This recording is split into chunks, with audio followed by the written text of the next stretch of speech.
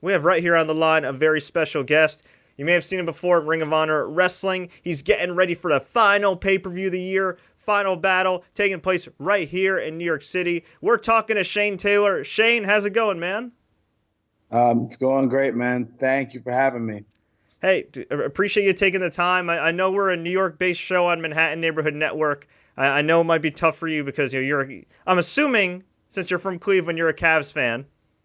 Of course, Yeah. of course. And of course, this is Knicks and Nets territory, so I know it's a little hostile for you, but your Cavs are doing pretty well right now. We're doing good. I mean, like the thing is, being a Knicks or a Nets fan, you guys probably need, what I'm saying, probably you need some good news right now. So, I am able to lend my joy for the Cavs to you, um, and for no charge. So you're welcome. Awesome. But yeah, man, the Cavs are doing great. And like we don't hate the Knicks. Like I remember back in the day, we didn't like the Knicks, but that was just because they were beating us in the playoffs all the time. Like, For sure. Well, I guess one thing we have in common sports-wise is none of our football teams are making the playoffs.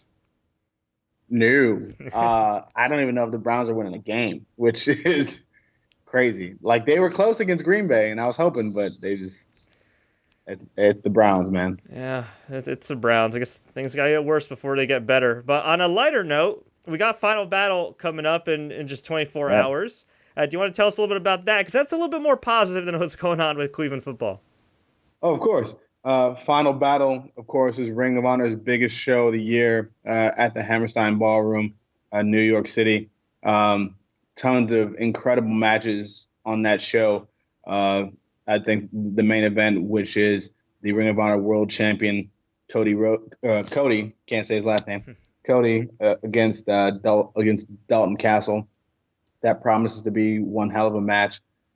Jay Lethal against Marty Skrull, Bubba Ray or Bully Ray and Tommy Dreamer against the Briscoes.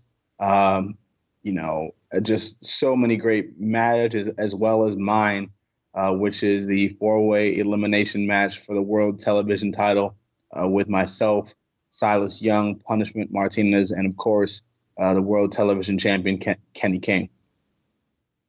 Definitely looking forward to that. We had Punishment Martinez on a few months back. You're a pretty big dude yourself, but that guy's got some hops as well for his size, man. Oh yeah, he's one of the most agile big men in the business right now, and he uses that to his advantage. That's a great weapon that he brings to the table, and it's one that I'm preparing for, and that I've seen firsthand. So when you have the ability to scout beforehand and to be in there, it gives you a better chance to prepare. Well, I'm sure fans are definitely going to be looking forward to that match at Final Battle. You guys can order it on iPay-per-view, and of course, you could check it out online.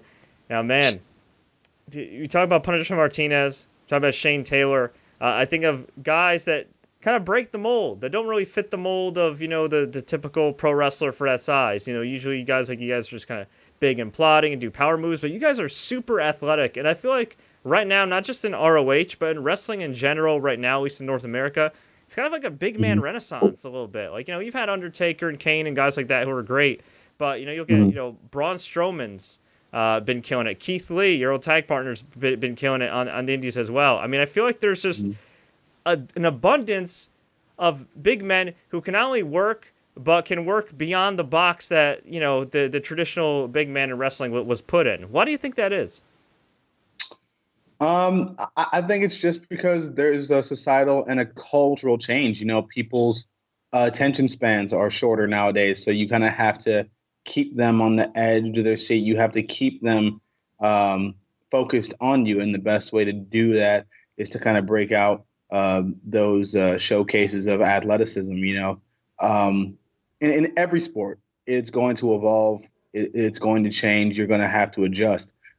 Since we were talking about basketball, and you look at the evolution of basketball right now, and guys going small ball, and centers and power forwards now extending their game to be able to shoot the three, and to be able to stretch the defense and stretch the floor and things of that nature. So it's not like back in the day when you would just give it to your center back to the basket, Shaq and Hakeem Olajuwon style. You know what I mean? So same thing in wrestling, and guys now see that that's the standard, that you have to have the ability to be able to do those things to contend for one of these jobs and to get noticed. So I think guys are just out there, putting that into their game plan because they know it's necessary. And when you first started training to be a pro wrestler, were you kind of put in that box, or were you kind of given the freedom to kind of be you? Because at first, you get a lot of trainers that say, okay, you'll grab a hold and focus on the basics and the fundamentals, which is obviously very important. But at some point, after your training and you taking independent gigs and everything else, you have to stand out, and sometimes you got to be a little bit different from everybody else. Oh, absolutely. And I was given some of that advice, of course, trained by Ray Monroe, two-time IWGP Tag Champ. He'll be there at Final Battle as well. I think it's War Machine against the Addiction. So, he would give me some of those things, but because of the background that I have with boxing and different things, and growing up where I grew up, a lot of what I was told was just be yourself. You have lived enough of a life and you're enough of a character yourself that's what you're going to present to people. And then I was just taught how to, in that realm of thinking, in that way of doing things, how to protect my size and how to make the most of it. And can you tell us a little bit about your background? Because for some fans that maybe just discovering you now, or I've seen a few of your matches, and just looking at you as kind of just like an athletic big guy, where'd you get that athleticism? Where'd you hone your craft? You mentioned boxing. I understand you also have a football background as well? Yeah, played football all throughout middle school, high school, and college. Wrestled in college as well. My athleticism is really just sort of genetics, and I come from a very athletic family. All of my uncles and stuff are Golden Gloves, and my dad was all Army boxing, and when he served, and so it's kind of just something that we did. And then growing up where we grew up in, of course, east side of Cleveland, Ohio, you had to learn how to fight at a very young age or you weren't going to make it. So along with that, when you grow up in those situations and you have to do those things, you have to grow up very fast, which can lead to a lot of, anger and a lot of frustration. So I started to go into sports to relieve that. And it definitely changed my life for the better. And when it comes to wrestling, because you were involved in a lot of different sports, was pro wrestling always kind of your ultimate goal, or was it something that you kind of fell into after your athletic career was over? Pro wrestling was something that I always wanted to do, but never really knew how to get into it. Then you start playing football, you start wrestling, did track and field and the whole nine. And then once I left college, I had a few choices. I could have either, trained for the Olympics or, tried out for the NFL as a long snapper, which I could still do, which I practice all the time, just in case. Or I could chase my dream, which was to be a professional wrestler. And I'm glad I made this choice.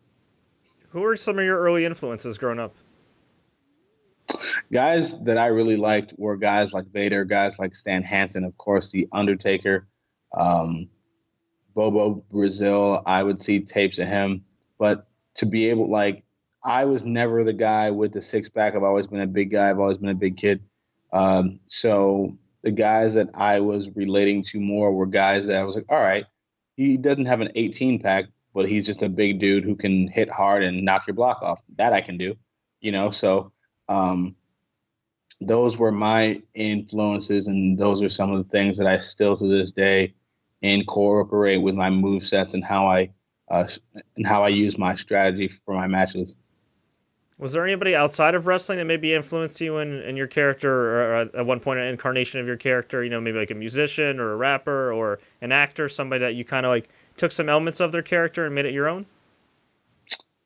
Yeah, there's some guys that I sample things from. I'm a huge fan of Mike Tyson, and the way he carried himself. Of course, not the things that got him in trouble, but just the intensity and how he approached how he approached a fight. One of his famous quotes is as he's talking about being afraid and walking to the ring. He's afraid of his opponent.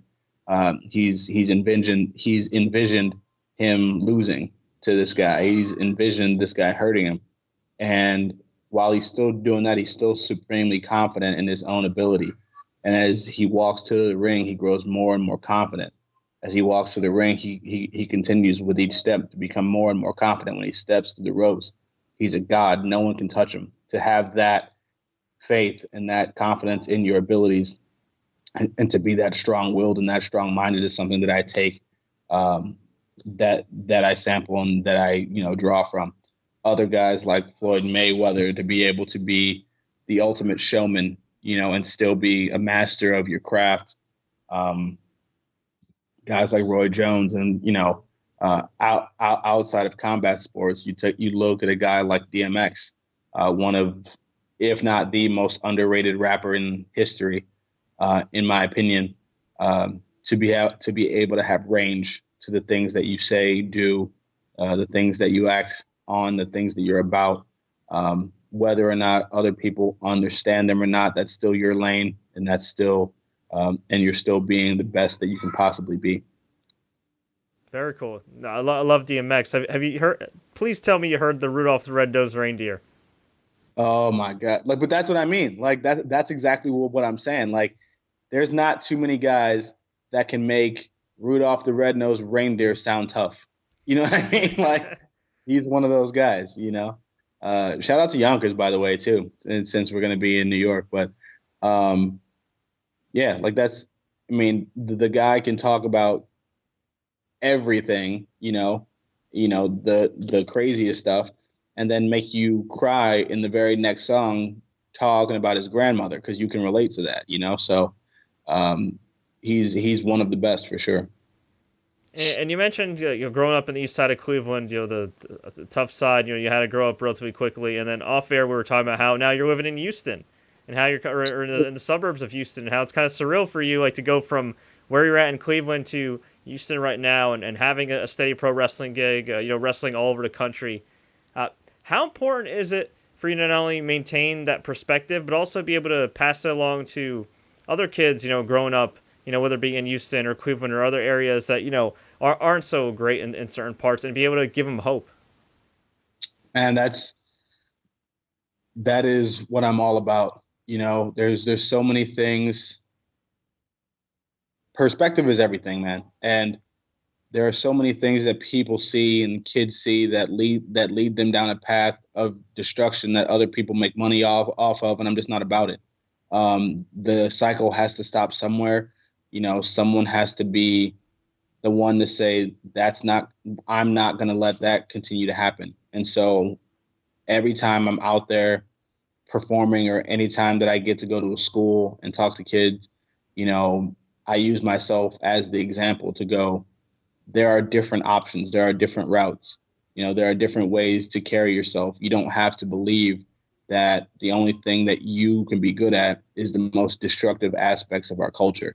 There are different things that you can do to elevate yourself, to elevate those around you, to be a leader and to be someone that people go to for that. So I take that very seriously with anything or any way that I'm portrayed in the public eye or on TV or anything like that, because I don't just represent myself. I represent my family. I represent a whole community of people that are all looking to me to be that example. And you've certainly led by example in the ring, out of the ring.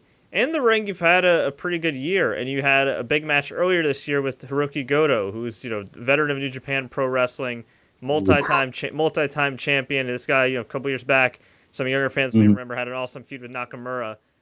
What was it like getting in the ring and mixing it up with Gotoh? It was surreal, man. Like you said, I've studied tape, and I know the reputation of all these guys, and he's one of the legends. He's done just about everything there is to do except for one thing, So to be able to go in there and test myself against him, and to hold my own, and to prove to myself, and to prove to him, and to prove to the fans and management that Shane Taylor is the real deal, was very, very important to me. And honestly, I can't wait for the rematch. If we can make that happen, I would love that. Now, I understand in the past you worked for Reality of Wrestling, which is based in Houston. It's Booker T's promotion. Booker T, of course, Hmm. maybe Hall of Famer, was mentored by the late great Paul Bosch. That really kind of spearheaded the whole Houston wrestling movement. What's your Hmm. evaluation of the current Houston wrestling scene right now, and in comparison, I guess, to Cleveland, and then from what you've seen based on the times you've wrestled here in New York? Uh, I don't get to wrestle in New York as much as I'd like to. But from what I've seen, it's got lot of great talent, a lot of guys that, are very hungry, and ready to show the world what they've got. The only issue that Texas has is they have a lot of talent here, but Texas is such a large state that it kind of becomes like its own world when it comes to wrestling. So like a lot of things happen here that just don't get seen outside of Texas, and that's unfortunate for a lot of guys, because there's a lot of guys here that, have something to offer. Um, and with the Cleveland scene, Cleveland has the some of the best talent that's ever been produced. When you look at the landscape right now of guys from Cleveland or from the Ohio area and what they're doing, you're talking about guys like Sammy Callahan, like myself, like Chris Hero, like Ray Rowe, Johnny Gargano, both of the Chris, Desmond Xavier, Zach Wentz, like Ziggler, The Miz. You can go on and on and on about guys from Cleveland that are just and from Ohio that are just tearing it up. So we've got to be doing something right. Is there something in the water there? I mean, maybe, what I mean? Like, maybe, like they put stuff in the Lake Erie all the time. So I don't know. Like, so we'll see. This is kind of a loaded question here, but I figure I'd ask you anyway since we have you on and you are from Cleveland. Hmm. Is LeBron James going to be leaving next year? Ooh, that's the $1 million one. I mean, this is my thing about it, and I don't know how other folks feel. I can't speak for them, but I feel like if LeBron wants to leave, I feel like nobody should really stand in his way or stop him. He did everything he said that he was going to do. Right. He said that he would bring us a championship. He did so. So I mean, that's what his promise was. He didn't say that I'm going to bring you this ring and then stay the rest of my career. So um, if he decides to do that, the only thing that I hope is, well, I hope he stays first off. But if he decides to go, I hope he goes to a team like maybe the Spurs, where he can finally have that sort of Hall of Fame coach and talent put around him, that he can go on and actually chase the ghost of Jordan, and get those, that fourth, fifth, sixth ring, seventh ring, whatever it is, so people can finally end the debate that of who's the best player. Well said. Well said. Well, we got a few more rapid fire questions. You ready for them? Just some random ones we Oh, pull out of the hat. okay. Cool. All right. Who's the funniest wrestler in the ROH locker room? Ooh, that's a good one. Uh, Damn, put me on the spot right now. Who's the funniest? Who's the funniest? Who's the funniest? Uh, maybe Dalton Castle. Yeah, I'll go with Dalton. Other than yourself, who's the most Hmm. underrated wrestler on the ROH roster? Beer City Bruiser. Well said. Who's somebody that's under the radar that maybe you wrestled or that you saw at an independent show? I guess it's related to underrated wrestler, but this is just all over the place where you've wrestled. Who's somebody that's under the Hmm. radar that we should look out for in 2018? Bill Collier. Bill Collier is a guy that I do believe works for like Maryland Championship Wrestling now, but he also works for Pro Wrestling Rampage in Erie, PA, and a few other places. I've known him for years. Dude's always been a stud. Dude's always been great in the ring, great on the mic. Big dude, jacked to the gills, and he definitely could be a guy that could impress a lot of people if he had a bigger platform. What's your go-to album or song before a match? Ooh, it varies depending on the mood that I want to be in for the match. But typically it's something from DMX to just sort of hone in on that time. Probably Look Through My Eyes. Because that's kind of how I grew up, and just people just hearing your name and wanting to come get a piece of you and wanting to come test you, and you really having to prove yourself over and over and over again. Getting into that mindset before I go out there really sort of brings it all back into focus for me. What's the worst or wackiest injury you've ever had? I've been, knock on wood, very blessed to be injury free throughout for my 10 years of doing this. Outside of a few sprains here and there, man, nothing really. I did slap the mat one time and like bruised like the tips of 3 of my fingers, and it was like hard to like make a fist. And it was like the most ridiculous thing ever because the match was insanely physical. And nothing else got hurt except for the tips of my fingers because I slapped the mat like an idiot. Like, and I was like, really? Of all things, like, but yeah. Have you always been Shane Taylor in wrestling, or did you kind of go through any phases with some awkward gimmicks? Of course. I mean, everybody has that, especially when you first start because you're trying to find yourself.